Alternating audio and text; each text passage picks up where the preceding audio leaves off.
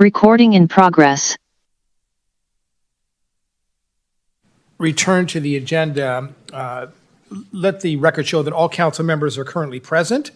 We have no presentations tonight. Again, I'm going to go back to public comment. Is there anybody in the audience that would like to speak to any issue that's not on the agenda this evening? Not on the agenda.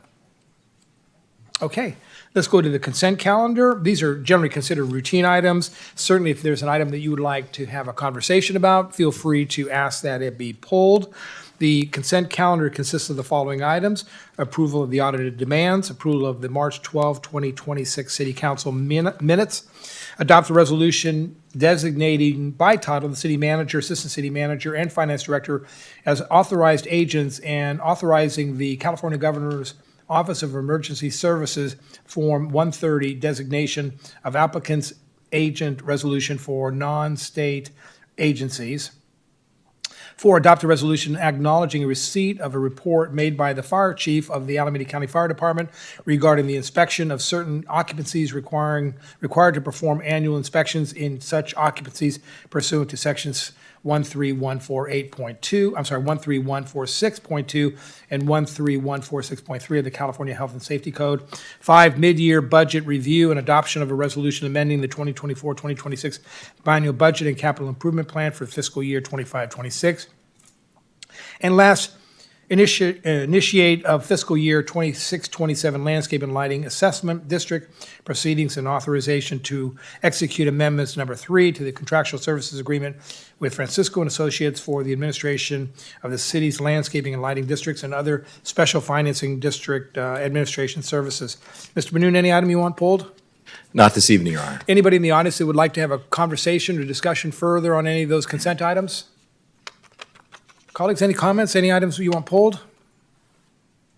Can I get a motion to approve the consent calendar? By Councilmember Contancio? I'll second. By Councilmember Grindal, please vote.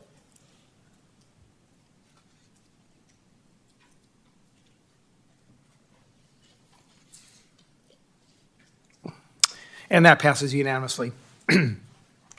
We have no public hearings tonight. We're going to go to other business. Adopt a resolution authorizing an agreement with Max Craig Inc., DBA MAC 5, for consulting project management services in an amount of $4,398,229 for the fire stations 27 and 29 replacement project, CIP number 1410. Mr. Benoon? Yes, good evening, Your Honor, members of the council. As I indicated earlier during the special session of the Newark City Council, tonight we'll be presenting to the council with a recommendation on a project management service agreement with MAC 5.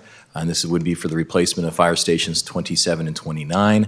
The recommended contract is in the amount of approximately $4.4 million. I'm going to be passing the matter over to our city engineer, Mr. Mickey Sabota, who will be presenting the staff report on this item. Mr. Sabota?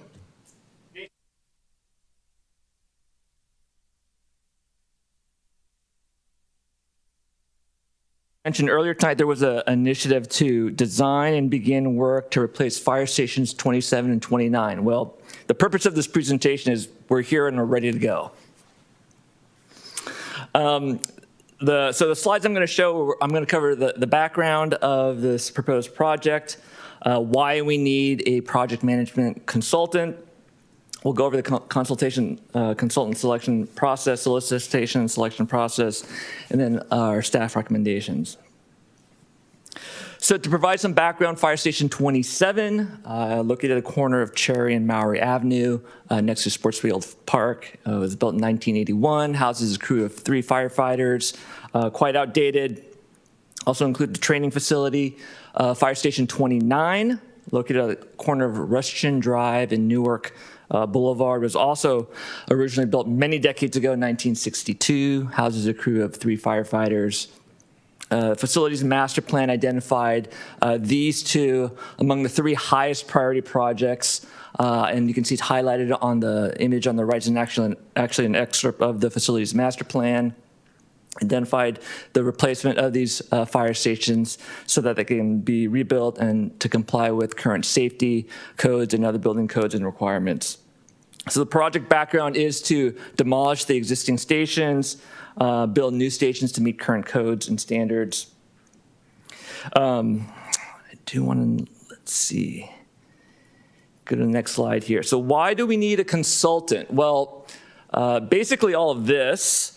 I'm not going to read through all of these, but it's quite an extensive list of tasks that we needed. Now, when we initially came to City Council, it was for preliminary planning. We've certainly added a lot more because we want to do as much as we can to expedite this project. So this scope of work does include not only preliminary planning, but a lot of the design efforts necessary to get us up to the point of establishing a bridging document, which is a document we need to go out and select the design team consultant so that we can start construction.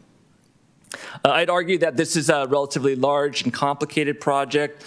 I was reviewing the CIP. I believe this is on probably the third largest CIP from a dollar perspective. We'll talk about the two largest projects later on tonight. And I would also argue that this is probably more like 4 projects because we've got 2 fire stations.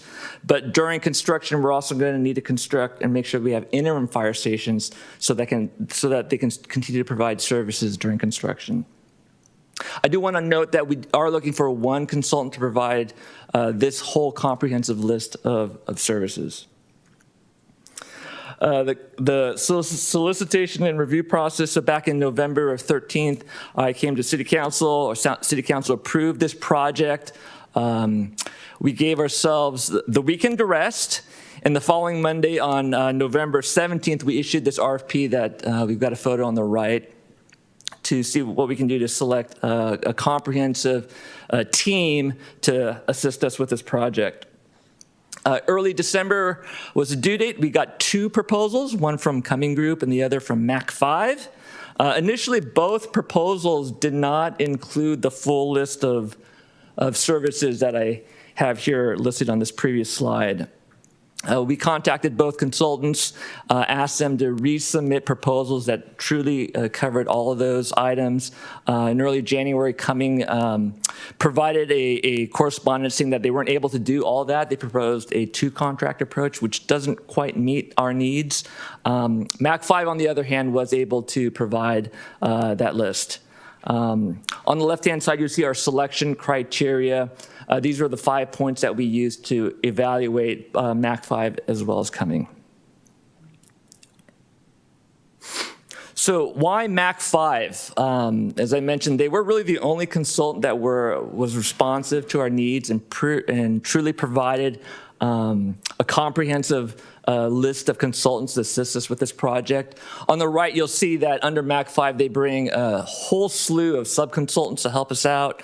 This includes geotech, structural, they've got fuel, mechanical, landscape, architect, and architect. So they have a full comprehensive team to really get this project going. Again, that includes all the preliminary planning efforts, preliminary design, up to the point of construction, construction management as well.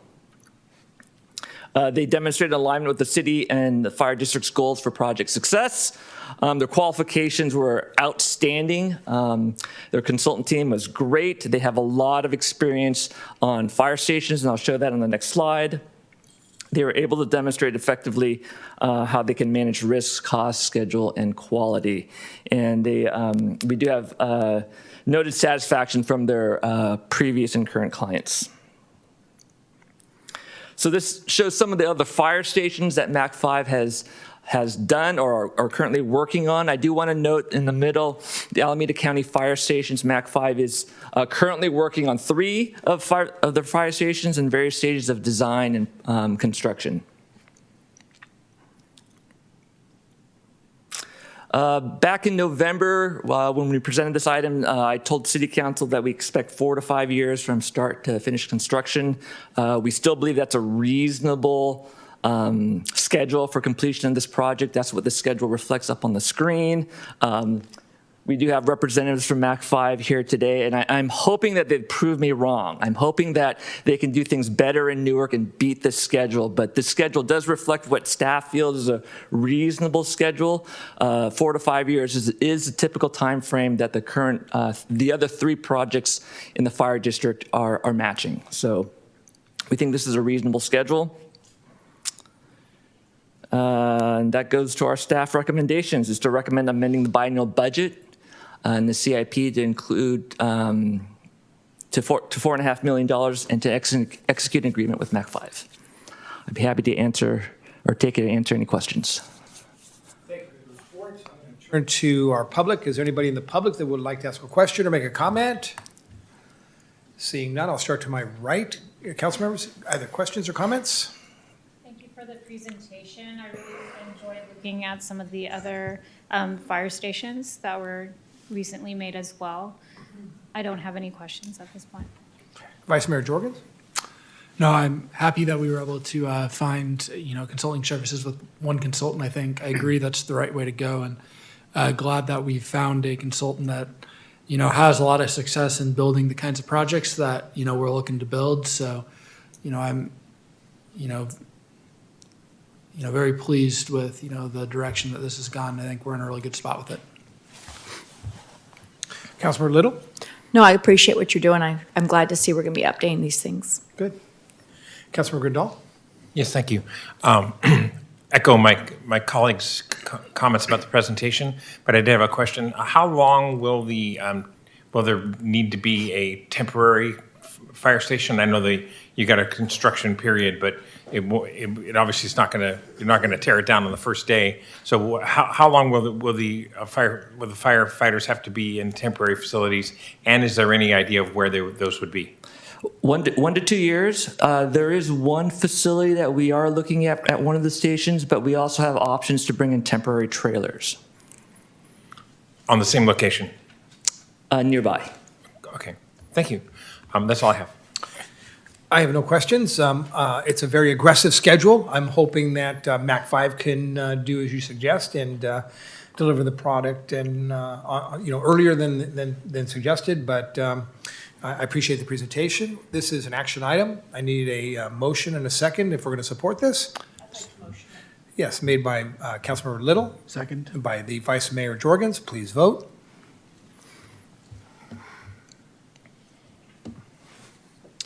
And that passes unanimously. I want to thank the representative from MAC 5 for being here this evening. Thank you very much. Thank you. Continue the good work you're doing for all of our communities, and we look forward to you coming to Newark. Thank you. Appreciate it.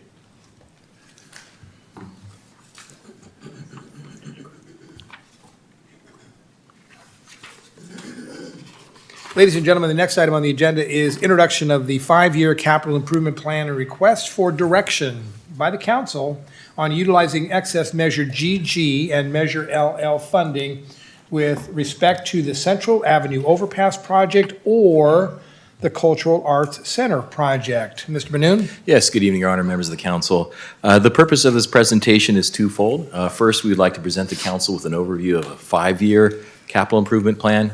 We've traditionally had 2-year capital improvement plans. For this biennial budget cycle, we are recommending converting that capital improvement plan to a 5-year capital improvement plan. So Mr. Sabota will explain that in just a few slides in just a minute or two. The second purpose, and frankly the main purpose for tonight's presentation, is to solicit direction from the council with respect to some preliminary decisions that need to be made on the capital improvement plan. So staff is at a juncture where unfortunately we cannot present the council with a recommended 5-year capital improvement plan because we need some threshold decisions to be made by the council, and that will inform our analysis as to what should be incorporated into a 5-year draft CIP plan.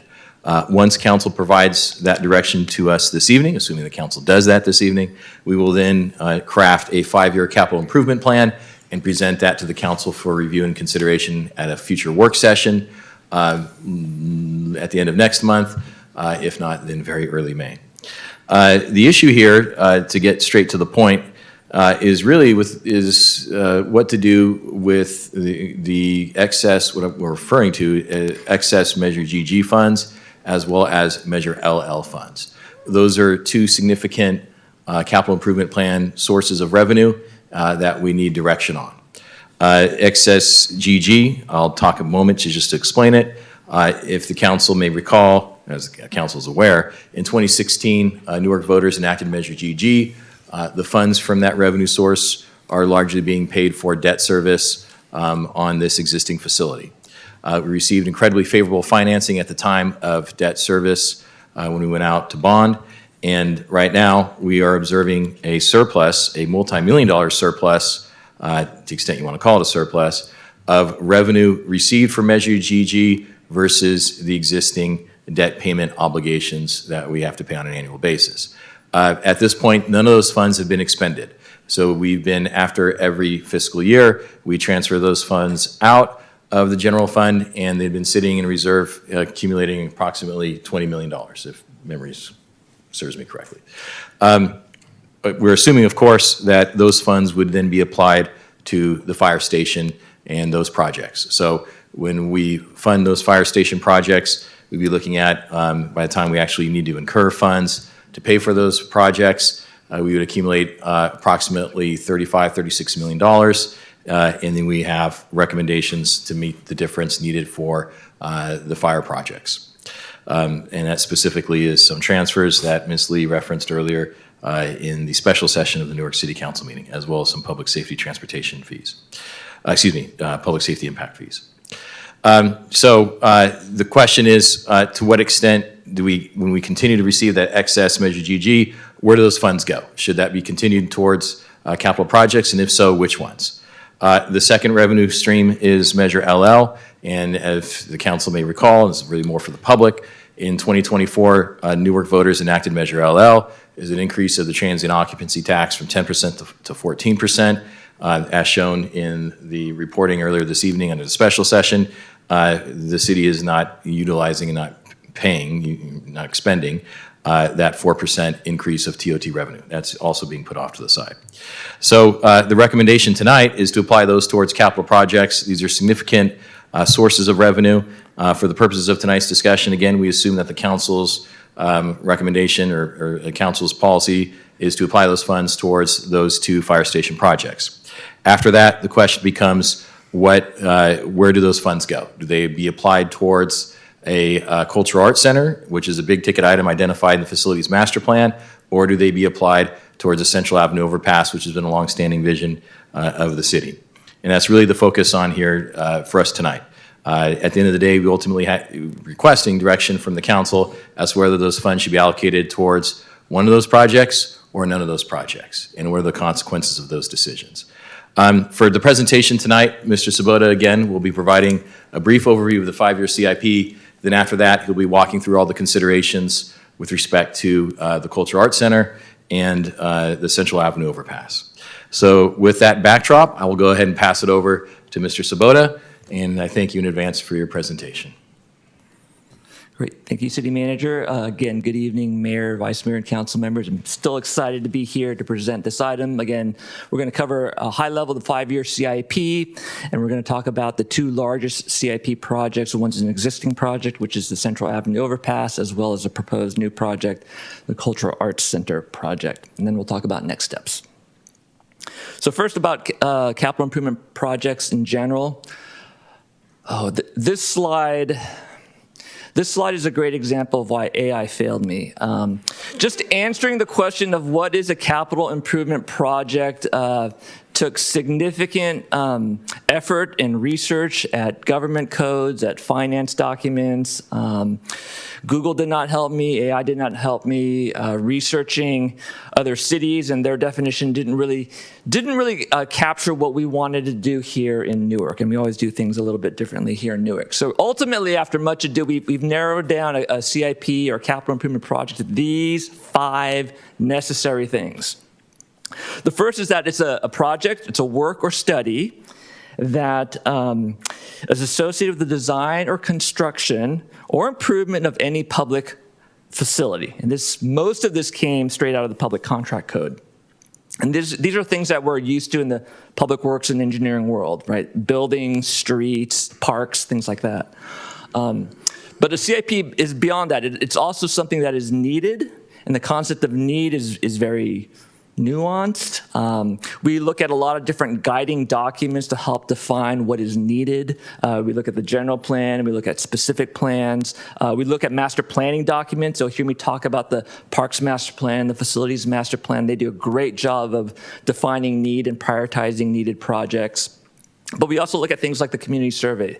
So the recent community survey came out, and there were some very clear things that the community needed from us in terms of CIP projects. The third item is that the project needs to involve a capitalized asset, which is an asset that is worth $10,000 or more, that has a useful life of more than 1 year. And I do want to give kudos to our finance team and the finance world for providing that definition. The fourth bullet is a new one here in Newark. Historically, we've always had a CIP with a long list of wished projects that had no funding or no plan for execution. So we've added this fourth item, which is the project should be reasonably anticipated to, if not be completed, at least started in the next 5 years. If you've got no plans to get it going in 5 years, or we've got no funding, we really don't want to have that as part of the 5-year plan. And then finally, of course, it must be approved by City Council.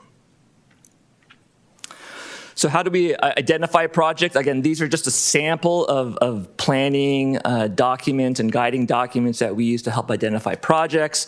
On the left, we've got the master plans for the parks, the facilities master plan, the very specific plans that we look at. There's the general plan, and of course, results from the recent community survey. So how are projects prioritized? I do want to give kudos out again to the Government Finance Officers Association for providing guidance and clarity on these 8 points to score and prioritize projects. And these are weighted items.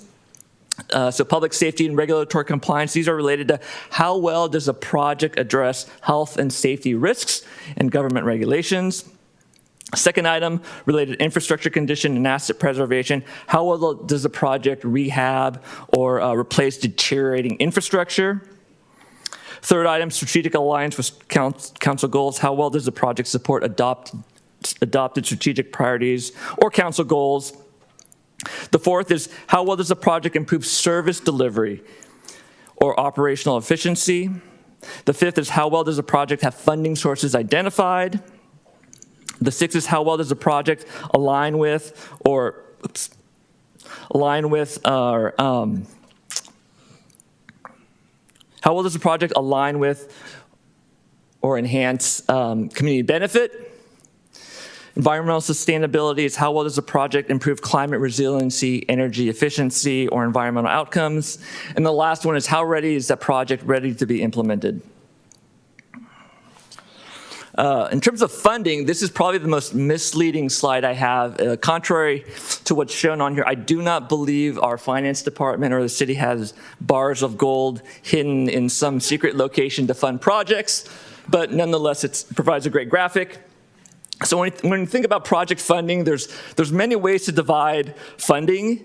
You can talk about funding by its occurrence. So we do get multiple sources of funding on an annual basis, on a regular basis. Various taxes, UUT, sales tax, gas tax, those come every year. Some are sunsetted after a certain number of years. Measure GG is a great example. It sunsets after 25 years. Some sources are one-time, such as grants. We can talk about funding by its source. So there are federal sources. We have several projects that rely on federal grants. There are state sources. There are regional sources. You'll hear me talk a lot about Alameda County Transportation Commission. They provide a lot of transportation-related funding for the city. And then there are local sources that we control here in the city, such as development impact fees is a good example. What I'm showing here up on the slide are whether or not funding is restricted. So we have some unrestricted funding sources. We talked about Measure GG and LL. There are a broad range of projects that those funds can be used for. In terms of the more restricted funding source, that first bullet, I may defer to that or call that the transportation acronym soup. There's so many different acronyms related to transportation funding, gas tax. There's regional funding, Measure B, Measure BB, Measure F, ARM 3, not to be confused with RMRA, which is sometimes called SB1. So there's a whole slew of restricted transportation-related funding that we get here at the city. Impact fees are restricted funding that we collect here at the city, and those are used for specific purposes. One of the largest ones are park impact fees, and we do talk a lot about park impacts and park impact projects. Development maintenance fees are fees we collect from developers. And those are used to fund the studies that I had mentioned. And then, of course, we get grants. I do want to note the bottom, the last bullet. We are looking at excess GG and LL revenue to possibly debt fund projects. So our borrowing capacity into the future, and again, these are real rough numbers, mid-50s to low $60 million. Obviously, these numbers will have to be refined as we continue to look into this. Types of CIP projects. The current CIP historically has just been a long list of projects, just alphabetized A through Z, 100, 150 or so different projects. We're proposing to divide projects into 5 distinct categories. Infrastructure is related to anything that happens in our road right-of-way. So pavement, concrete, curb and gutter, traffic signals, striping, things of that nature. One thing that was clear from the recent community survey is that our community really wants us to focus on streets and sidewalks. So we plan to continue to invest going forward in the CIP on our roadways, our sidewalks, curb and gutter, ADA ramps, things of that nature. So we are planning to continue a lot of that effort. We do plan to hopefully break ground on a lot of the work that's going down Thornton Avenue. We have multiple projects going up and down Thornton, Phase 1, Phase 2, and Old Town Streetscape. We plan to keep pushing on the design of the Quiet Zones project. We are looking at implementing some new projects related to safe routes to school. We have a couple of assessments that were recently completed. So those include flashing beacons and other safety improvements. So that gives a sense of what we're looking forward in the next 5 years. Next bullet is parks. Interestingly, when I think about parks, I think about the Chinese zodiac calendar. Hold on, hold this thought. So we're in the year of the horse. And let's see if my math is right. What's that? The fire horse. That's right, the fire horse. And then we've got the year of the goat coming up. I believe it's monkey, rooster, dog, and pig. I could be off here and there. But so what I'm planning is that we here in Newark have kind of a Newark zodiac list of park projects. So obviously this is a year of playgrounds. We've got 4 playground projects we're planning to execute and complete this year.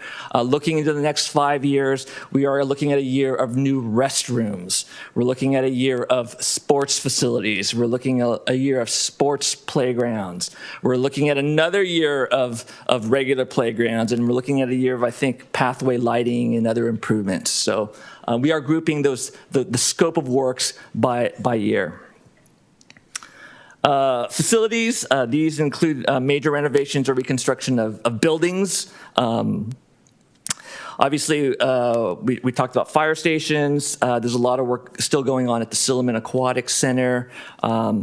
We'll talk about the facilities master plan does envision beyond the 3 highest priority projects, which is the 2 fire stations and hopefully, or fingers crossed, on a cultural arts center. The next round of projects are related to the Public Works Service Center, as well as Fire Station 28. There's some needed improvements at that facility. New equipment, these are mostly related to new vehicles, although we do have a couple drones that we're proposing to purchase in the future. And then the last item are studies. So these are large planning studies related to capital assets.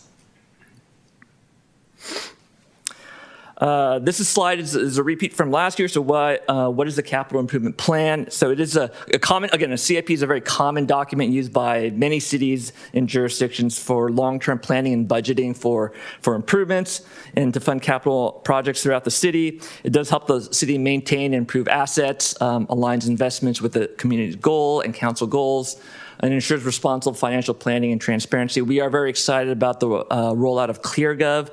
It'll allow the government, or allow council, the public, to clearly see where we are with various projects. The bottom bullet, we are planning to update the CIP on a rolling basis. So as mentioned, as the budget comes to City Council, whether it's mid-cycle, mid-year, biannually, we also plan to review and update the CIP as well.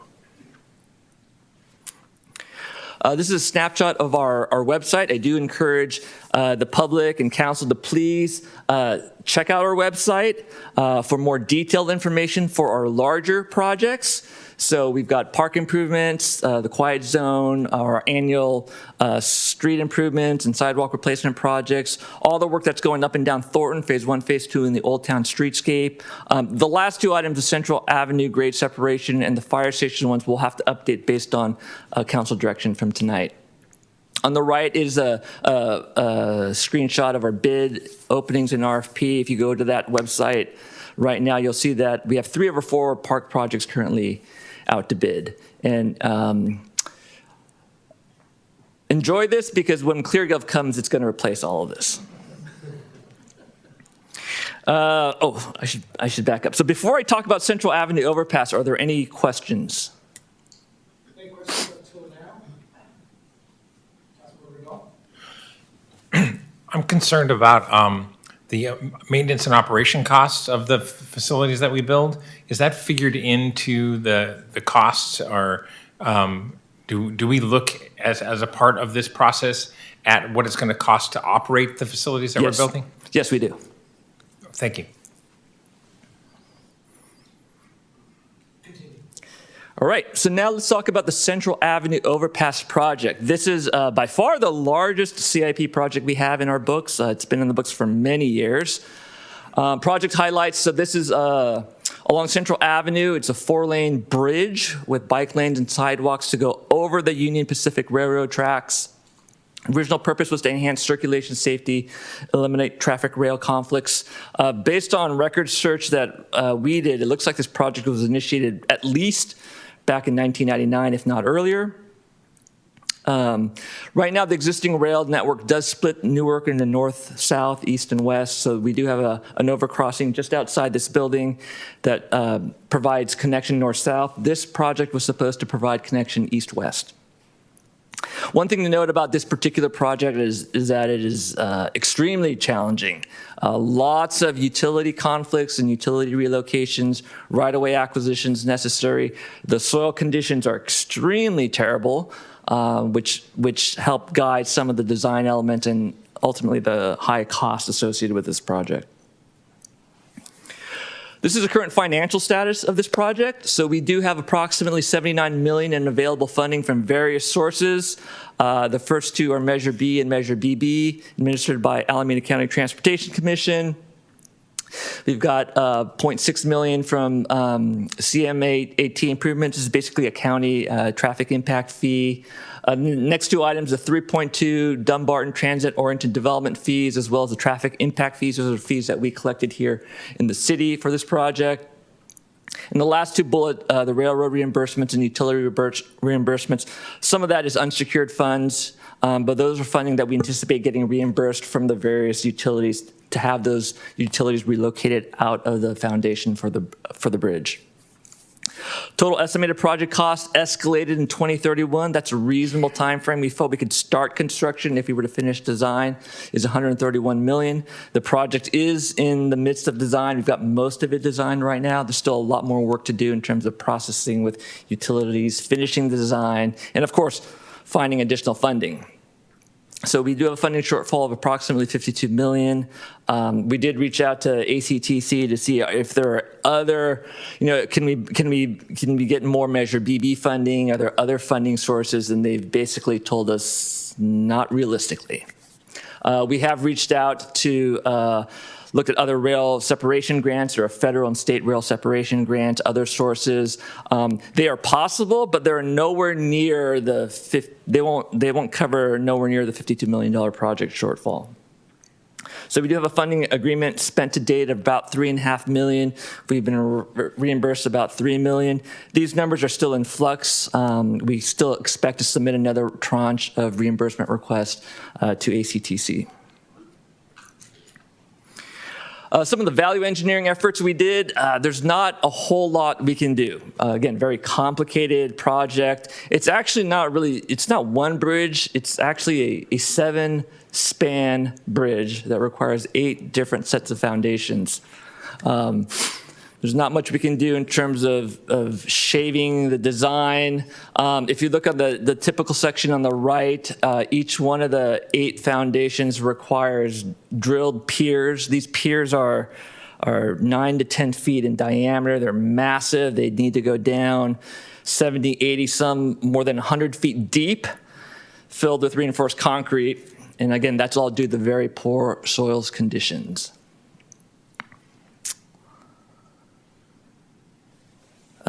We did talk to ACTC about possible reallocation of the funding from this project to others. They were amenable to that. They said that they would work with us to see if we could reallocate some of this funding. I've got a list up here which includes signal interconnect improvements. The traffic signal interconnect has been designed. We don't have money for construction, so that may be an eligible project. Improvements along major roadways, which include Thornton, any of our collector or arterial streets that help move traffic from I-880 to along State Route 84. Transit projects, transportation improvement technology projects. These are all potentially eligible projects that ACTC staff have talked to us about and may be eligible to reallocate the Measure B and Measure BB funding.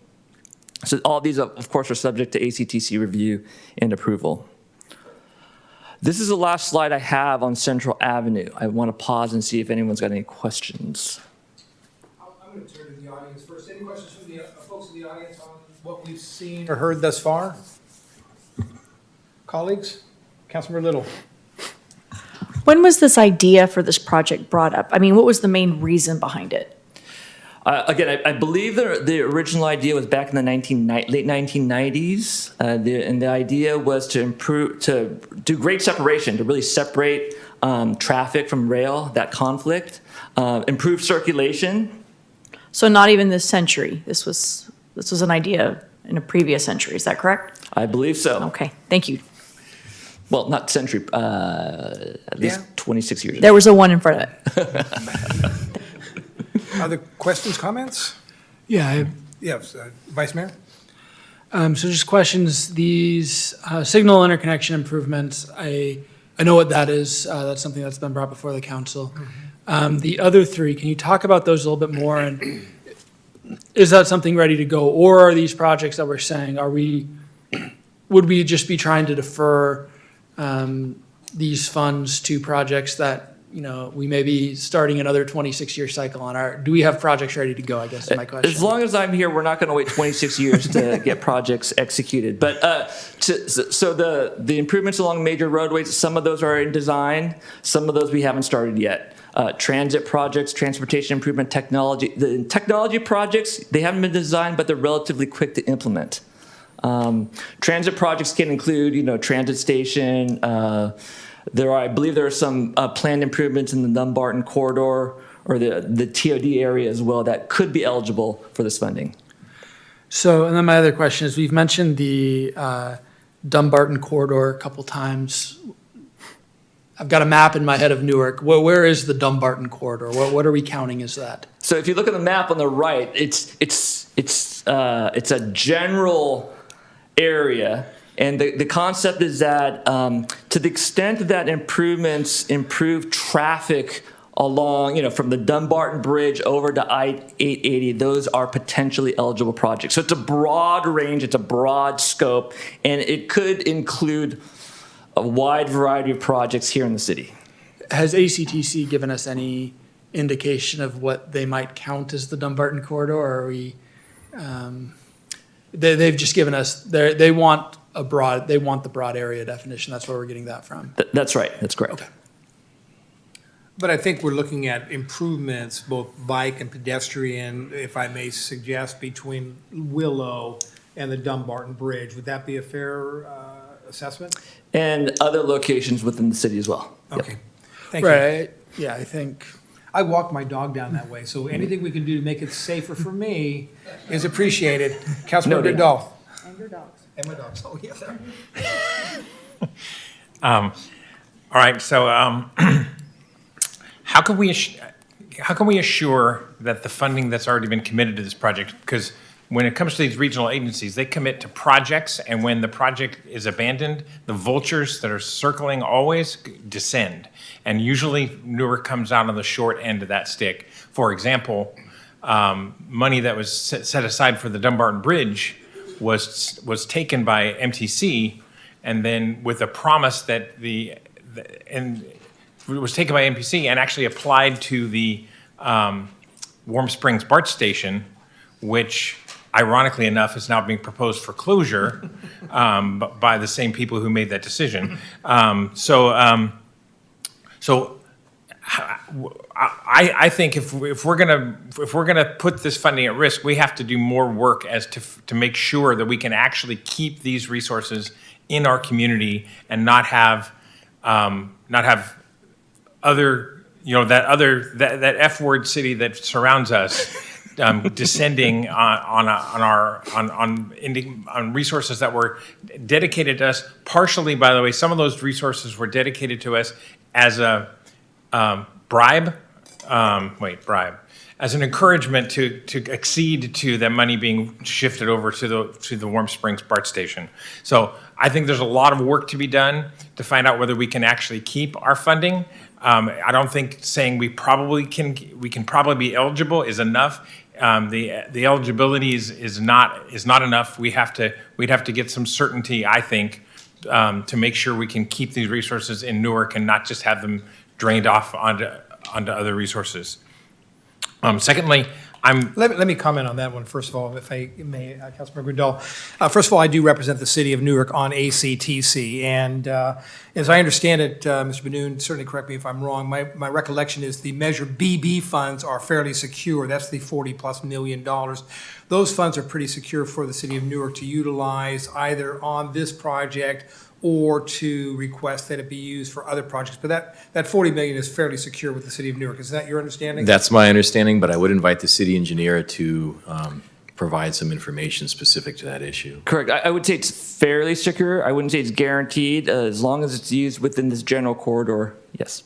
And these commitments by ACTC as it relates to the Central, and correct me if I'm wrong, as it relates to the Central Pass, the overpass, those are funds that were committed quite a number of years ago. And though using the analogy from Councilmember Grindal about kind of sharks circling the waters, we've established really great relationships with our counterparts both in Fremont, Union City, Hayward, where we are looking to work collaboratively on any ACTC project that will not only benefit their community, but will benefit our community as well. So we're no longer kind of standing alone and hoping that the sharks don't kind of circle around us and take whatever funds have been committed to Newark, but we are working with our partners in the South County area and the Tri-City area for that matter to make sure that we make commitments to ensure that whatever projects they advocate for, if it makes sense, we support them, and then vice versa as well. So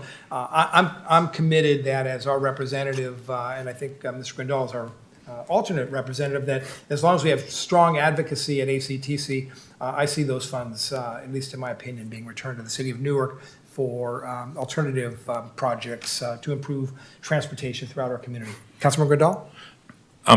I certainly hope you're correct, and I just think a deeper analysis of that would be beneficial before we decide to put those funds at risk. But I certainly hope you're right, sir. The study that was done to assess the amount of delay that occurs as a part of this project used a single 1-week analysis. I'm a person who uses that corridor daily. Twice daily sometimes, depending on how many Costco runs I have to do. And I can tell you that there are lots and lots of delays where the roadway is blocked by a train, stopped. The railroad uses that train sometimes for the freight trains as actually a switching yard where they're backing trains up, going back forward. So that those locations can be down for a long time, to the extent that people are making dangerous moves of turning around in traffic and trying to go to other locations. So I just think that the analysis of how much delay will occur going forward is deficient, and I think we need, and it is not hard nowadays to put a camera up that watch the train. You could even train an AI to count the trains for you. You could train the train. You could train the AI to count the trains. So I just think the very limited data that assesses the impact, because This is one of the major delay points in our whole community.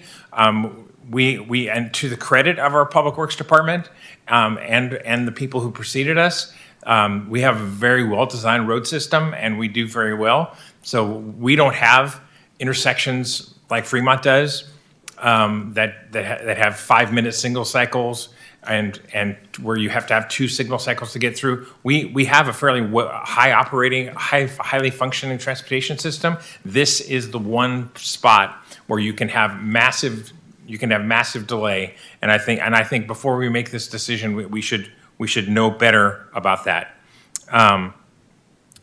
Second of all, I can't understand how a roadway that's going to drop to 1 lane just to the west of this project, why this mission creep occurred to where it became a 4-lane roadway plus bike lane plus sidewalk, and in this giant area, and as you said, in an area where it's geologically challenging to build something, for this project to have just drifted for the years and have become this massive project is a huge mistake. I think there needs to be a look at how we can minimize the cost, how we can focus this cost on the money that's available.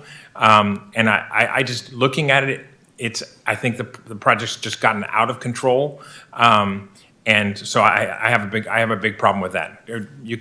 That's more of a comment than a question, but you can address it as you wish.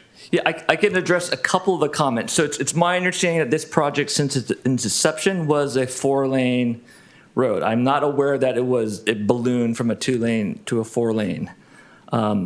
Related to the study, yes, we did have a camera out there that watched the crossings for 7 days in December, 24 hours a day. It did record all the crossings. I think there were over 100 different crossings. It did demonstrate that the average wait time for cars was between 2 to 3 minutes. The longest wait time was 7.5 minutes, and we did look at the video. It was a freight train that was going back and forth, but it was for a 7-day period.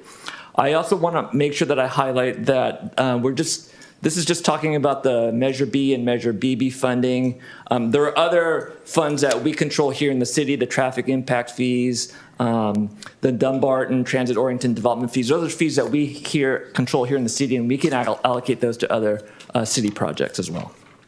And I'd like to make a couple further comments, if I may. And, I don't know if we're ever going to have a study that's going to be so comprehensive that we're going to walk away saying that's the right amount of time. We hired experts to come in and do an analysis, folks that have done this analysis before for other communities. And I would agree with Councilmember Grindal on the issue if the level of service that was conducted or concluded basically came away with a rating between B and C, which really indicates, and certainly correct me if I'm wrong, that there's very little impact in terms of delays on those that are at the railroad crossing. So the level of service was very minimal at best. And as you look at the report that, again, we hired this consultant to come in and do this work for us, if you read their conclusion, it's fairly straightforward. Based on the available traffic data and analysis presented in this memo, there is a minimal vehicular delay and queuing associated with train crossing events. All intersections perform at LOS C or above, and the vehicular queues do not spill back up to the upstream intersections. Therefore, a grade separation project at the Central Avenue Railroad crossing is not necessary based on existing vehicular operational results. And as I look at this issue, really from a citywide perspective, our residents have been gracious to give us a half-cent sales tax increase that we were able to build City Hall on time and below budget. I, for one, would not want to go back to my residents and say, thank you very much for that half-cent sales tax. You know what we've decided to do with that additional monies that you were kind enough to give to us to do improvements around the community? We decided to build an overpass over Central Avenue That's never come up as a priority in our community. I've not heard anybody indicate to me that that's something we need to get done. What I do hear is that when you look at a community, you look at it from the quality of residential, you look at the quality of schools, and you look at recreational amenities. We don't have a community center any longer. One of the priorities, and I think you showed it in your last presentation in terms of the priorities, where the fire stations were listed as a priority, so is the community center. We've heard from the community that the community center is a priority. So I certainly appreciate Councilmember Gondal's comments. This was something, as Councilmember Little mentioned, was first conceived back in the late 90s, first part of the 2000s, at a cost of $8 million. We're now up to, I think I saw you say $131 million. I'm not saying that it's something that wouldn't be nice to have, but when it comes to community priorities, I just don't see it rising above a cultural arts center. That would be my opinion at this point. Yes, Vice Mayor Jorgens. I'm sorry, I had another question that I was trying to find, and then so we'll be switching topics a little bit. So we are estimating a start time at 2031. That's a long time from now. How do we come to 2031 there's no way that we can start this before 2031? I guess what's the part that takes 5 years? There's still a lot to do. We're 70, 80% done with the design. We still need to finish the design. We still need to do utility relocations. We have some agreements in place, some we don't. We've got to acquire right-of-way to accommodate this overpass. There's still, and there's a lot of paperwork what we still need to do for this project. So we're anticipating, again, if we were to continue the design, 2031 represents a reasonable time where we could actually go out to bid and break ground. Have in the past, and this is maybe a question you don't have the answer to because we haven't done a capital project at this scale before, when we've anticipated costs that far out, how good are we at that? I mean, if we're looking to potentially expend a great amount of money on what to me seems to be a number that's very fuzzy just because it's so far in the future. One of my worries on this project would be is we do all that design work, we get the utility relocation, and then I guess the 2031, and instead of the number that we're looking at now, that's 50% higher, and now we don't have the funds to be able to do it anymore. So I'm just curious about how those projections are made and kind of what our confidence level is in that. So one of the things that I've noticed is that we historically here in the city haven't really escalated costs to when we actually expect construction to start. That's what we're starting to do as part of the 5-year CIP. Keep in mind that the time value of money is very important, especially the larger the project gets. So if you're looking at $130 million project, that's an escalation of $1 to $3, maybe $4 million per year that project gets delayed. So we can certainly look at value engineering, redesigning it. We might be able to save 20 or 30 million to reduce it from 4 to 2 lanes, but now we've delayed the project because we have to redesign it. So that adds money. So the net savings isn't as great as we may hope. Okay, you anticipated my next question, which was about a redesign, because it does go down to 2 lanes pretty quickly there. I would want to see the sidewalks and bike lanes continuing through on it if we did look at a redesign, just because there are sidewalks and bike lanes there currently, and I wouldn't want to reduce our transportation infrastructure. But if it doesn't seem like it's reducing it by that much, and we've already looked at that, then you've anticipated that question for me. Councilman Jorgens? I'm sorry, Councilman Little. So I'm kind of like blown away by this whole project. I feel like I'm watching like the video right now of Punk'd and Ashton Kutcher's going to hop out of something. I mean, we've got so many great things. We had a great presentation on finances. We're doing all this conservative things, and then you're telling me we're going to spend $131 million on a bridge. I mean, I feel like I'm taking crazy pills. I mean, with all due respect, I don't think it's a really good idea. With all due respect, and I'm trying to keep it not Eve level, but like semi-Eve level. I think there's better ways we can use that money. I know if I was to take off my city council member hat and I was a citizen here, which I am, if I found out that $131 million of a city's budget was used to build a bridge, and we have all these parks that need to be updated and all these new things and better projects, me with a child and a dog, I would want to have our parks improved. I would want the Newark Community Center. I want the recreation, and I want the public works to have everything they need. So I just don't feel that this should be, if it was back in the 90s, I think we should go and leave this idea back in that century, and I think we should keep moving forward to the future. This just doesn't make any sense at all to me.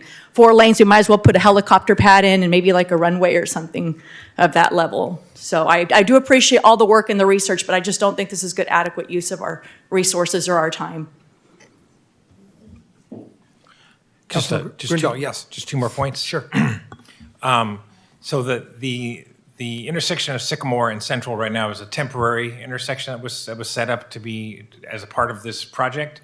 So that would have to be replaced with a permanent intersection, I would assume. I'm Correct. talking about signal lights. Yes. In addition, this would be if this project were to be abandoned, this would be another location that would be needed to be addressed as part of the Quiet Zone project. That's correct? Potentially, yes. Potentially. It's if council wants us, or if I get 3 nodding heads from council to make this a quiet zone, we would. Right, but we have the Quiet Zone program that we've approved so far includes every crossing in the city. So it includes the map that's on the city's website, which will be replaced by the new system, of course. The map on the city's website includes every at least shows consideration for every single at-grade crossing in the community. I believe it accounts for most of the crossings. I don't know if it accounts for all of them. But again, yeah, if this project is abandoned, we can certainly include this particular crossing as part of the bigger Quiet Zone project. I'm just saying it would kind of need to be because you'd have one place in the center of the city where the trains were still blowing their horns. Correct. So just wanted to indicate that. And again, I'm advocating that we study this properly. If anything, this project, to Councilmember Little's point, if anything, this project has not benefited from as much analysis as it should have received over the years. And to make a decision, I think needs to look at what funds are actually at risk. Can we assure them? And to look again with better data at the amount of delay that's going to be racking this community for the next 100, 200, 300 years. So I think we need more information. That's what I'm advocating. I'm not advocating for making the decision just based on the lack of information. I want more information. Just Yes, clarify some information that would be helpful for me to see, would be the projects that if we, especially the Measure BB funds and the funds that we do have, I would like to see what's our project list. Are we ready to go on those projects? Rather, than just kind of here's what we, want to do. And I believe that exists somewhere, so it's just something that, does need to be presented. And then, what I wouldn't mind seeing, we did it 1 week in December, doing it 1 week in April. To me, kind of, seeing if we're getting similar results, I don't think would be out of line with a decision that we're going to need to make here. But in general, I have, real concerns about this project. But in terms of as we're asking for more information, just wanted to throw in, this is the sort of information that I would like to see, so. Your Honor. Yes, Councilmember Contaccio. Yes, thank you. Thank you for also really explaining where this thought originated and what year it was and how much it was. And I'm just kind of thinking also about the $8 million in 1999. Even if we think about inflation, it wouldn't get us to $131 million today. And so it would put us, I would assume, into a difficult position to say that the council then has made a decision for us today when we're actually looking at not only different factors of finances, but also it seems like it's a moving target, like the final cost, because we don't really know if it's even going to be more than that amount as well.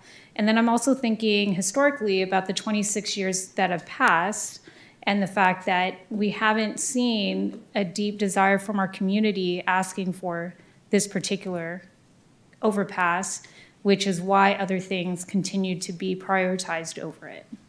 And so I'm just thinking historically and where we are today, and then how much money we're going to be willing to spend today on an idea or thought from before. But thank you so much. So those are just my thoughts on your presentation. Thank you. I just want to make a couple more comments based on Vice Mayor Jorgen's comments.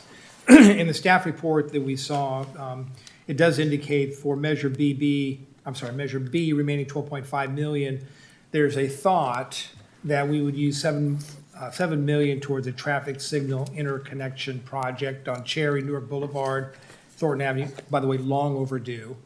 Also $3 million for Thornton Avenue improvements between Hickory, Gateway Boulevard, pavement improvements, bike lanes, sidewalks, traffic signals, things of that nature. And then on the Measure BB, the $40 million, potentially quiet zones, Old Town improvements, projects identified after the completion of the city's active transportation plan, which included a number of projects. I just go back, folks, to really, when we surveyed our citizens recently, the number one issue that our residents were concerned about was not public safety, as it is in every other community. It was the condition of our roadways. If this gives us an opportunity to free up $50 million to utilize throughout our community with new streets, new sidewalks, new curbs, new signals, things of that nature that will significantly improve our residents' transportation experiences throughout our city, I think that's where we need to focus our attention. And that at this point, assuming as Public Works has done, having preliminary conversations with ACTC that they would be likely, from what I understand, to support the redistribution of those funds because the project's so old that then, of course, then we free up the additional GG money and LL money for the cultural arts facility. So those would be my last comments on that. Any other comments? Otherwise, I'll let you continue. Okay, great. I'm sorry, I do have one more comment. Sorry, what is the little red dot there? A mistake. Okay, thank you. What red dot?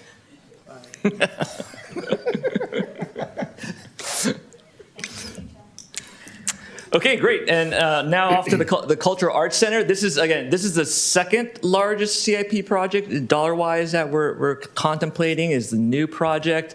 You've seen this image on the right. This is, again, an excerpt from the facilities master plan. I did talk about the fire station earlier tonight. That's the circle, the oval circle, or the oval in red. You'll notice in green, we've got the replacement of the community center, the demolition of that building, and building a new art center, or what we're calling a cultural arts center. So this project does require the demolition and building a new facility as well as parking at the location. You can tell it's a prioritized project among one of the highest prioritized projects from the facilities master plan. One thing to note is that this project will already involve extensive community engagement and outreach. We do anticipate more community engagement, outreach, programming analysis if council so chooses to pursue this project. The facilities master plan identified conceptual options. I do want to note that these are just conceptual. They are still subject to change. They looked at 3 different options ranging from 18,000 to 32,000 square feet, 1 to 2 stories, anywhere from the high 30s to high $60 million with preliminary programming options for these 3 options.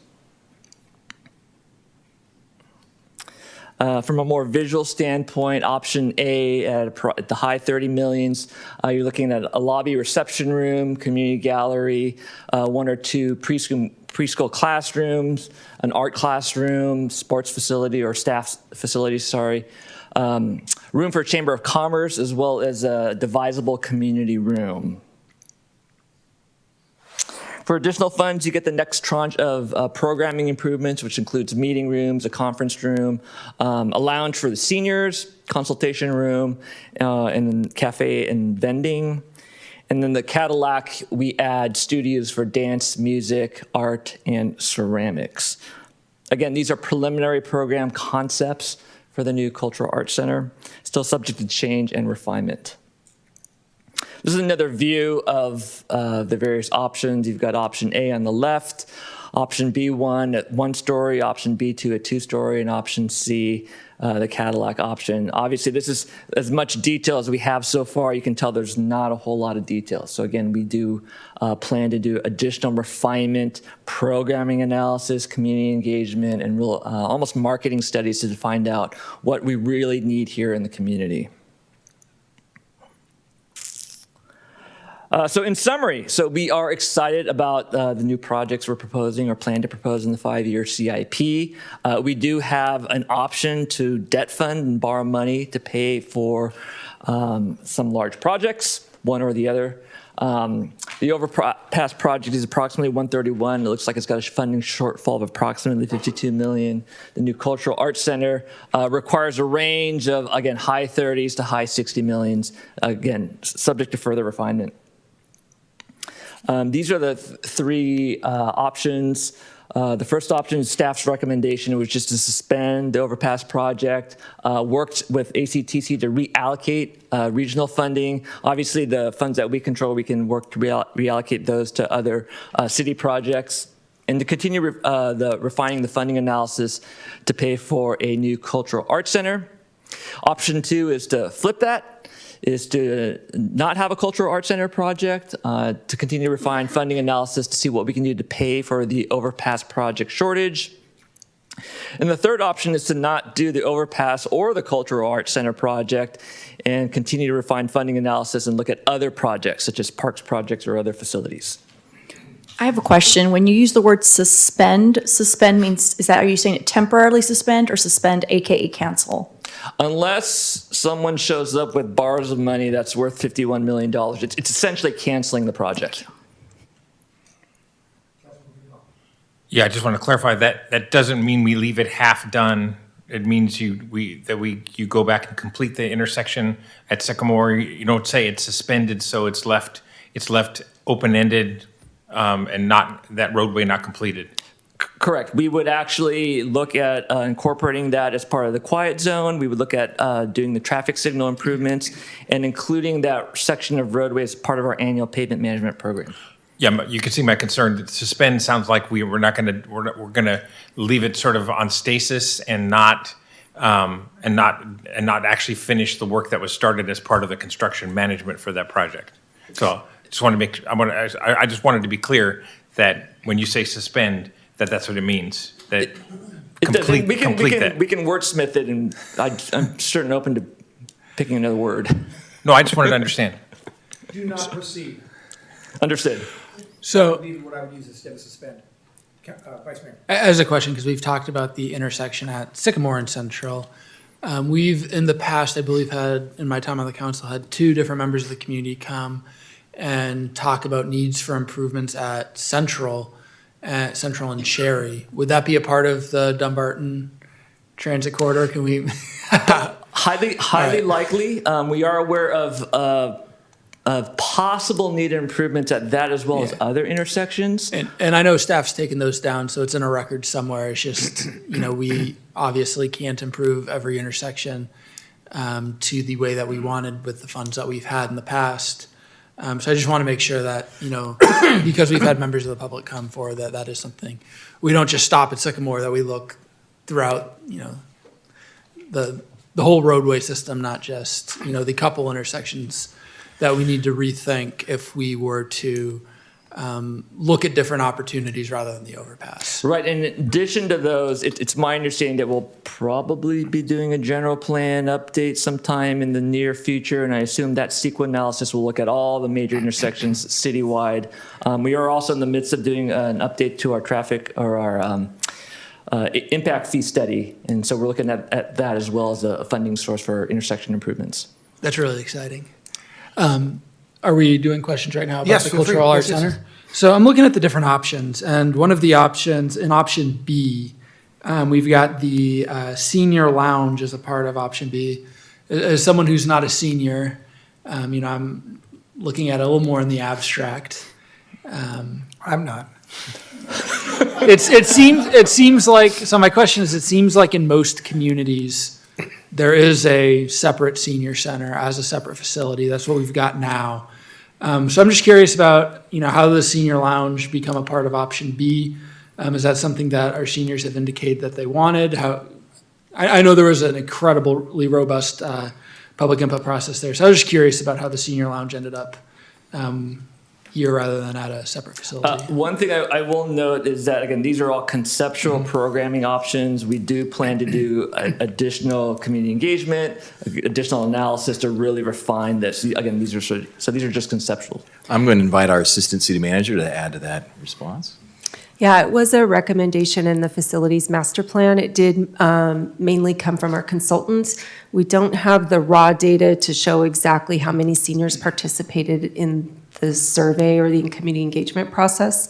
I do know that there are seniors at the current senior center aware of these potential plans, and we haven't heard concerns, but that certainly doesn't reflect the overall senior population. Well, I mean, in the I city. remember when we went through and did the facilities master plan update that the number of folks in the community as total, it was a huge number. So I assume, seniors represented a huge number and that public input represented that too. So I was just curious about that. As a part of our recommendation that you would like us to make, would you like us to, as a council, to pick one of these options tonight?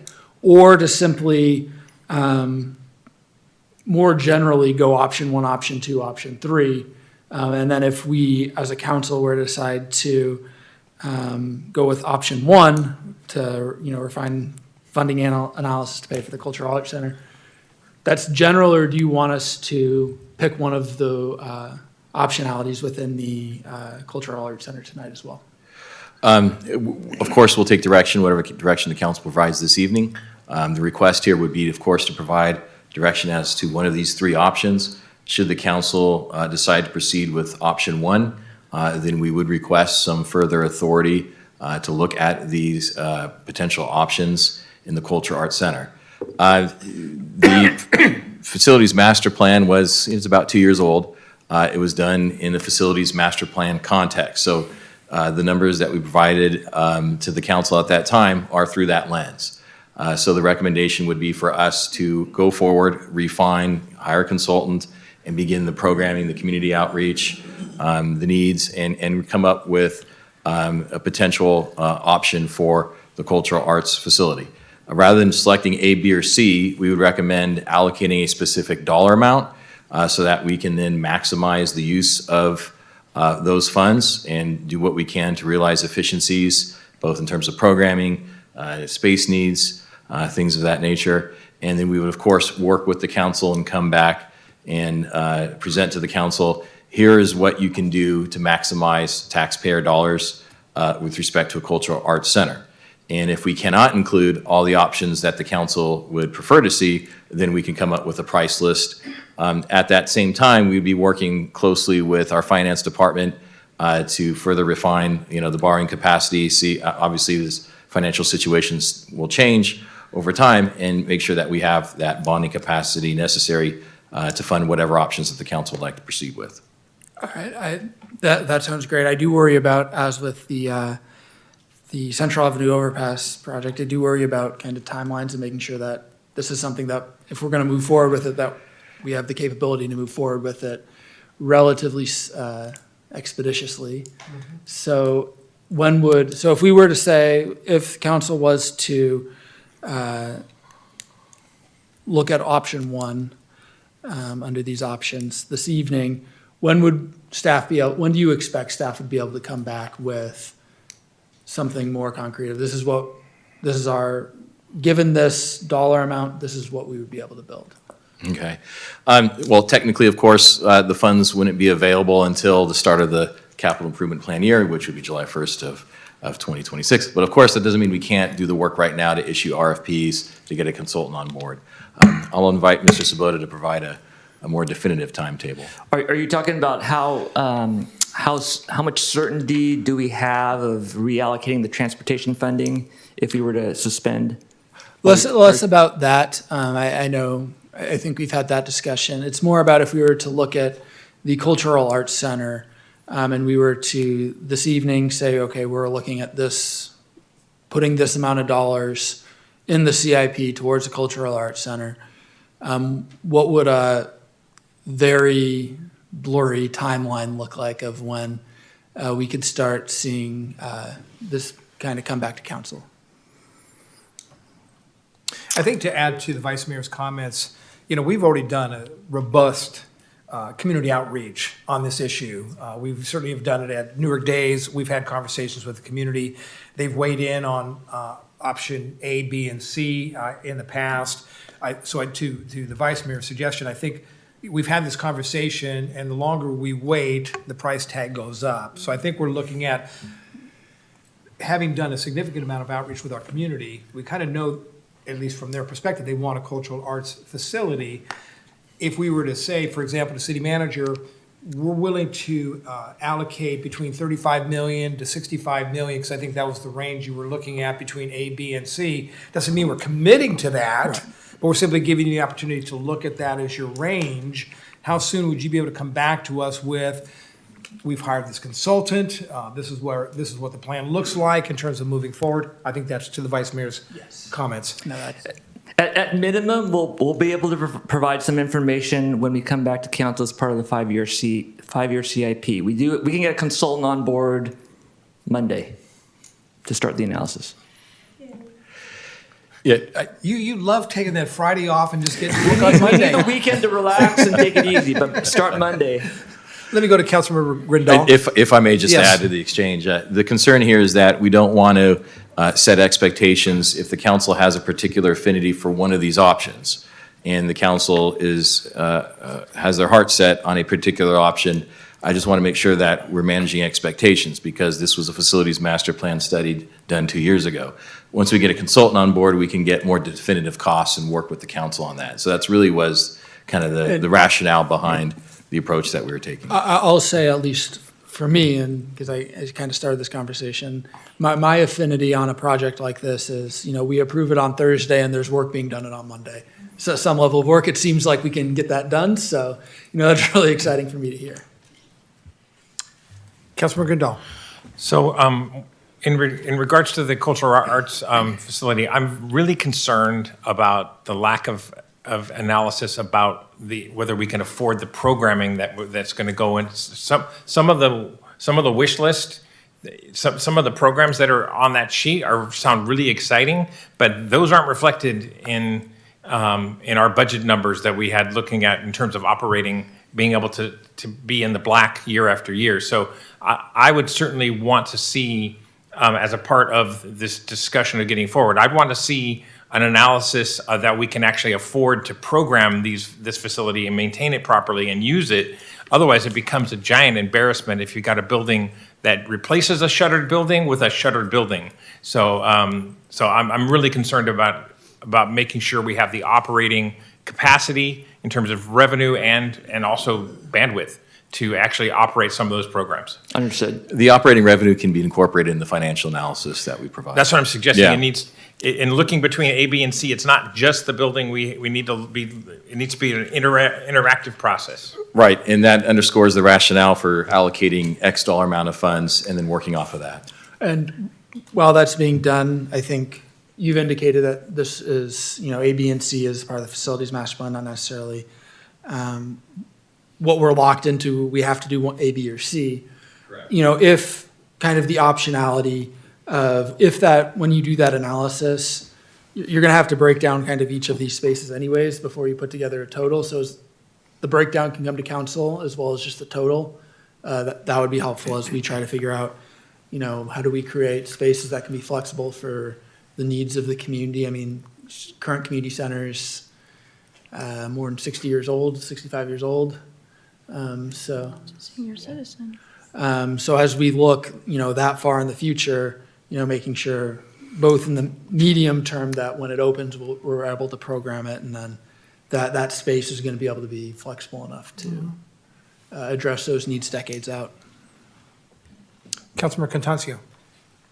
Yes, thank you, Your Honor. When I'm thinking about our current community center, I also do note that in the most recent past, as of last year, we were also trying to reserve it, but we received an email back that it was going to be subject to weather permitting because of the leaks. And then, and additionally, for my daughter's Sweet 16, we actually did reserve it. Unfortunately, it was a beautiful place. However, there was a lot of rain that day, and so the kitchen did flood. There was buckets that we had to put out to catch the water. And so I would really like the idea of having a new cultural arts center, because I really believe that our citizens are asking for it, and they really would like to have something that we're proud of. And instead of having to go to other facilities and be able to have different events like weddings or different engagements and different things at any month, regardless of the weather. I think it will also attract people to our community as well. Thank you. I think we need to go big. I think we need to go as big as possible. I think we need to make it awesome and incredible. The reason I say that is the number one thing people are asking for is activities. People want to do stuff around here. People are asking for things of that sort. I feel the pottery classes might be a little bit too much, even though I like pottery, but the expense of that is really big. But my point is, one thing with the Silman Center that's a big advantage is it also brings in revenue. Now, it may not be millions and millions of dollars, or it may be millions of dollars, but the point is, it brings in revenue, unlike other departments. Now, I'm not being negative, they carry the role, but we have a department that brings in revenue. So I think that's a big opportunity, number one. Number two, we don't want to make the mistake and make it, and then after we make it, man, I wish it was bigger. We should have always go big. With something like this is awesome, this is incredible. I know that the theater sector of this community is dying. They have no place to perform. The schools don't have places to perform. I currently know that Ish, who's one of the people for the public arts, she has to go to Hayward or she has to go to Dublin to do all the plays and stuff like that. We could have musicals, we could have performances, and that we could charge money for entrance there. So you guys are looking at it as expense. I'm looking at it as the revenue source. This is great. Another thing is I've heard from I have done my research, as I always do, and I've spoken to a lot of senior citizens, and they have all said one thing with the current senior center, it's out near the bridge, near the overpass, central overpass, and they want something closer. And I think that location is even better for senior citizens. It gives them two options. I think it's great. So in my opinion, I just think we should do the biggest, do everything, go big. I mean, let's do as great as we can, because this is what people are asking for. This is exactly what people want. So I think the biggest mistake is doing plan A or doing plan B and then going, man, we should have done it bigger. Man, we should. No, just do it right the first time. And I think a good example of this is our city hall and our police and our library. We went big, and we're very proud of that. And I mean, I never hear anybody going, man, it was too big, we should have gone smaller. Everybody always says we should have gone bigger. So just go all out, let's do it right, and let's give the other city we do not speak of a run for their downtown area. That was lovely to have a council member from the state of Texas. Go big. I mean, that's the motto from Texas, isn't it? Go big. Go big. Other comments, Councilmember? It looks like staff needs recommendation. What I'm going to recommend, and I'll certainly look to my colleagues to go ahead and make a motion if they support that, I would certainly go with option one. I also like to give, if we're going to do it, let's do it right. Let's bring as many amenities as we can to the facility. I don't know why you call it a Cadillac version, but I do love option C and would certainly request that we look at that really as where we want to go to. The fact that the finance director has all those gold bars in her office that I wasn't aware of, by the way. I didn't know she had all these gold bars. With the price of gold, what is gold, $5,000 an ounce? Holy mackerel. So I'm going to recommend that we go with option one and that we ask staff to allocate up to $65 million, which I think was the amount, $67 million? Can we do 6-7? If you can take a slight amendment to the motion, that recommend option one with staff coming back with some of, obviously more detail here on the things we asked for, but also that they come back with some of the specific transportation improvements and the presentations on some of those things. Well, as part of the, I understand. Will that come as part of the five-year CIP? As a part of the 5-year CIP. Will that come as part of the Yes. 5-year CIP? In other words, if we go with the cultural arts facility, and let's assume for a moment between now and, I think is it June, Mr. Benoon, that the Correct. CIP is coming back? It's coming back in late April. Late April. Yeah. When would we hope to be able to get some kind of commitment from ACTC that the council's given us this direction? that they would be willing to give a commitment that those funds in B and BB now can be reallocated for their transportation needs within our community. Is there a timeline? I mean, would that be something that has to be considered by the full board, I would imagine? Just to clarify what I Sure. was saying, what I don't want to have happen is we approve a 5-year CIP, or we're looking at a 5-year CIP without some of these road improvements that we're saying, are going to be necessary without the overpass. I don't want those to get lost in the shuffle is my worry.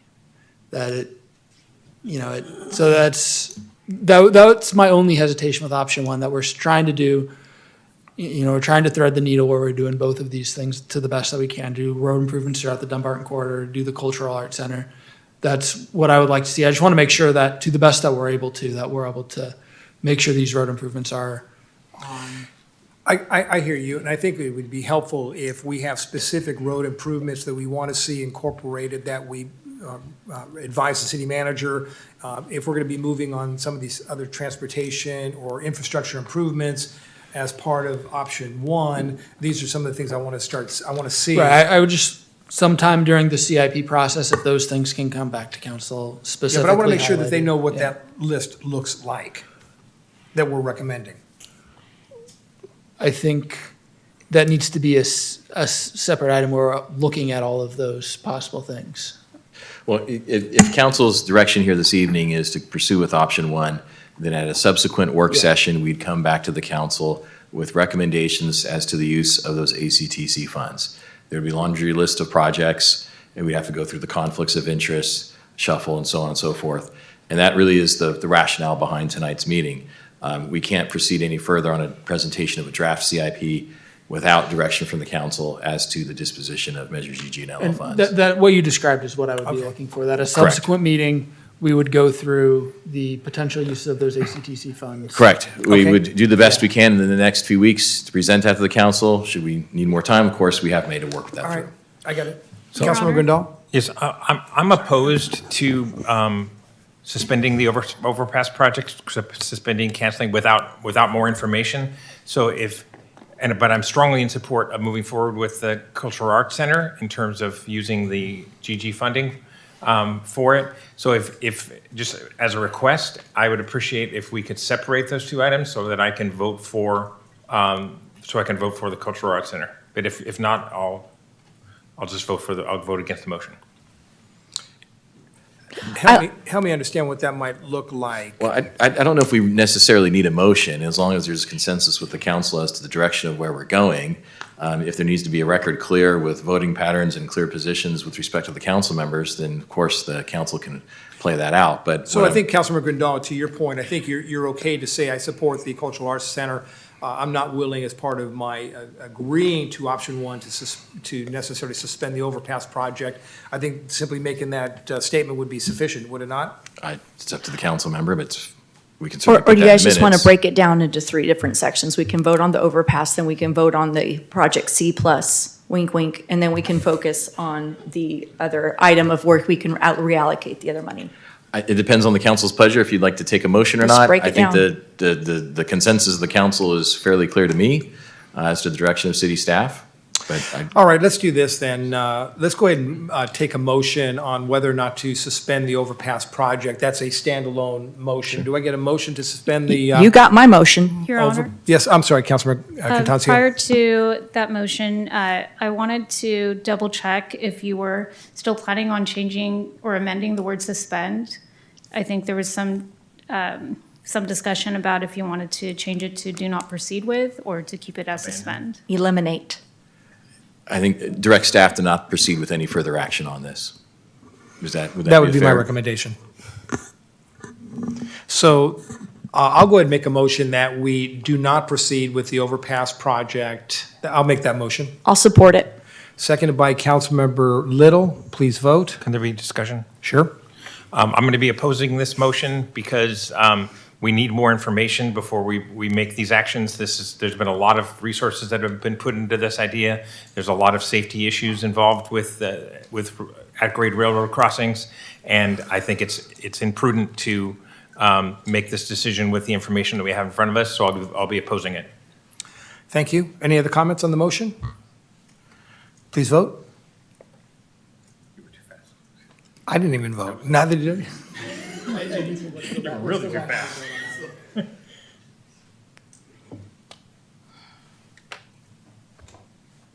I'm waiting for it to be removed. So the motion is to remove the overpass from the priority list. Everyone voting? Yep. The motion is to suspend all action for staff on this. Yes. Till the next century. And that passes 4 ayes to 1 no. Councilmember Grindal voting no. Thank you. And I appreciate separating them. You're welcome, sir. So the next motion, which I'm willing to make, unless there's a third motion, is to go with option 1, giving staff the opportunity to spend, to use up to $67 million. I think that was the dollar amount, Mr. Bonin? The staff report indicated, I think, 63 million, which is our projections as to what it would cost to build option C based on information known to us at this point, at this time. I would recommend we can go with 63, we can go with 60 million. It's a nice round number. We'd, of course, whatever number we come up with, we would come back with recommendations at some point as to here's what you can do within this budget of X amount of money, whatever that dollar amount is. And then here's some additional scope we can add on to the project should the council desire to do so, and assuming, of course, we have the budget capacity to do that. I'm going to leave it at the 63 million since that was what was in the staff report. And I'm also going to include the Vice Mayor's recommended amendment to the motion, which was to ensure that you come back with updates to the infrastructure improvements as suggested. Right, the disposition of the Yes. $50+ million in ACTC Yes. funds and how we would expend Yes. those in shovel-ready projects. So I'll make Got it. that as part of the motion. And I'm happy to second. Seconded by the that Vice Mayor. motion. Any other comments on that motion? Please vote.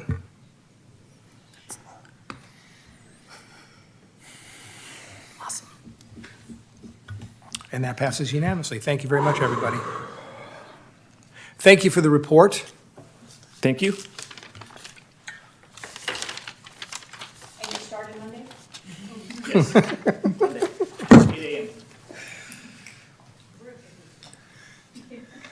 I believe I asked for comments early on this project. City Clerk, do you recall? I believe I asked. for Yes, Mayor, comments. you did. I Yes, did, you okay, did. thank you. City Manager announcements? Yes, good evening, Your Honor, members of the council. We have 3 announcements for the council and the public this evening.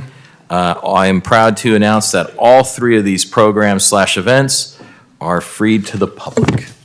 The first one, and I'll wait for Ms. Raj. All right, next slide, please. The first one is a free document shredding event.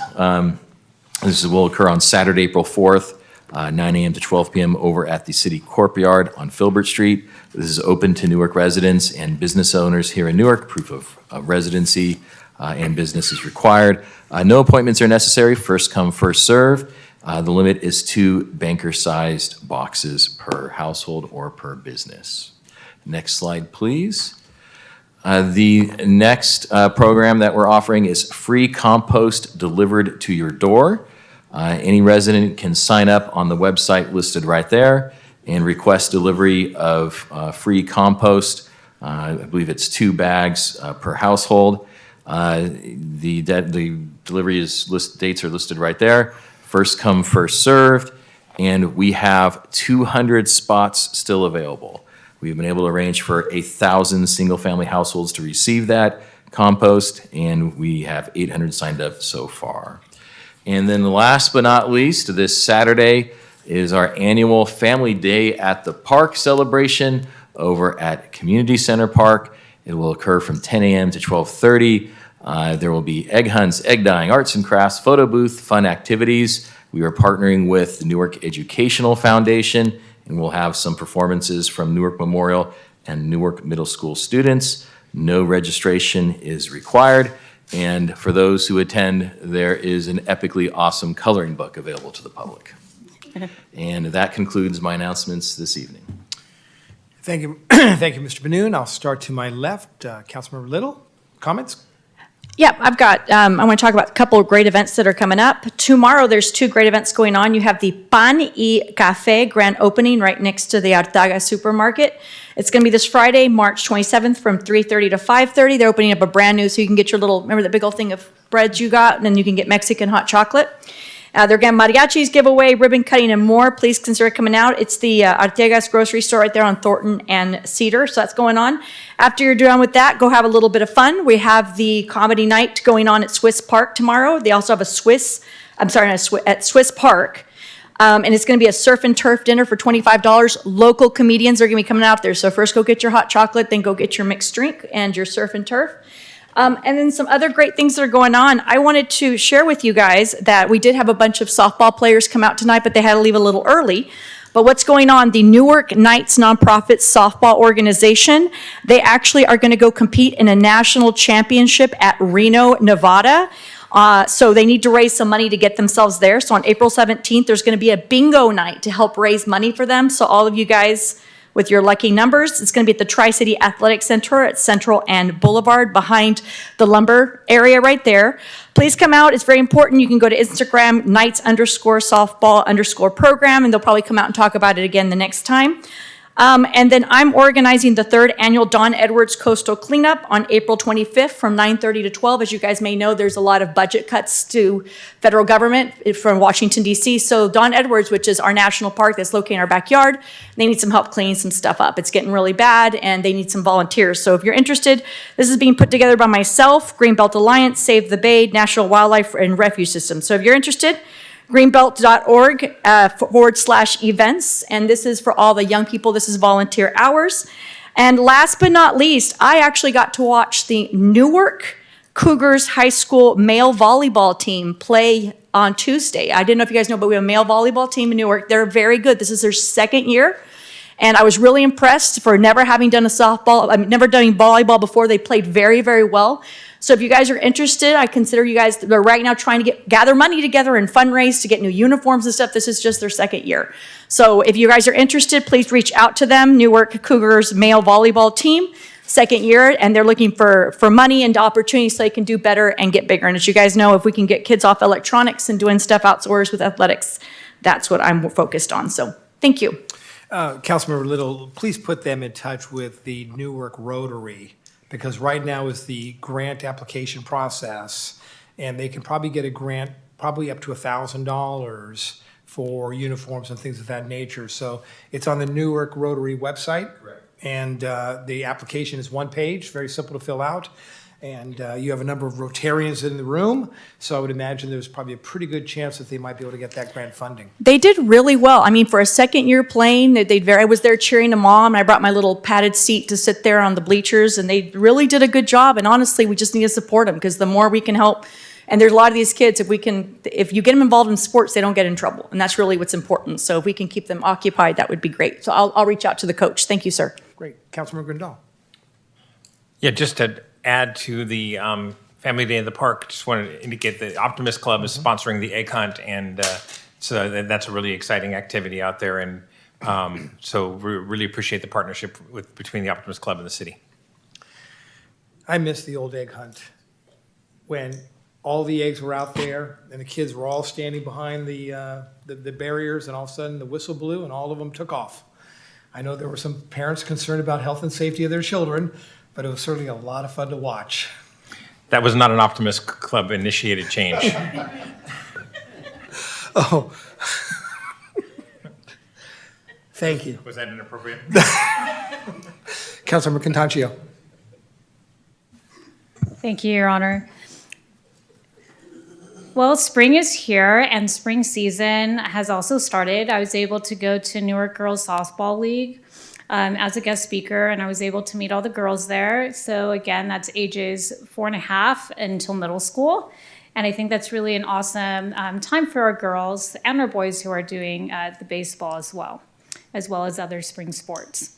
Additionally, last weekend, I was able to go to the Newark Middle School, and that was their color run. And so I was able to have pancakes with the fire department who was there helping with the community as well as run with some of the other students And Mr. Grandal, council member, was also there as well. For Family Day at the Park, I do plan to be there volunteering at a booth. I did want to note that at 10 a.m. is the adaptive needs hunt. And so if your child may have some special needs, then they do have a special hunt that happens at 10 o'clock, as opposed to if you have children 4 and under, that's in a different section, that's at 10:30, and children over 5 is a different section, also starts at 10:30. Thank you. Thank you. Vice Mayor Jorgens.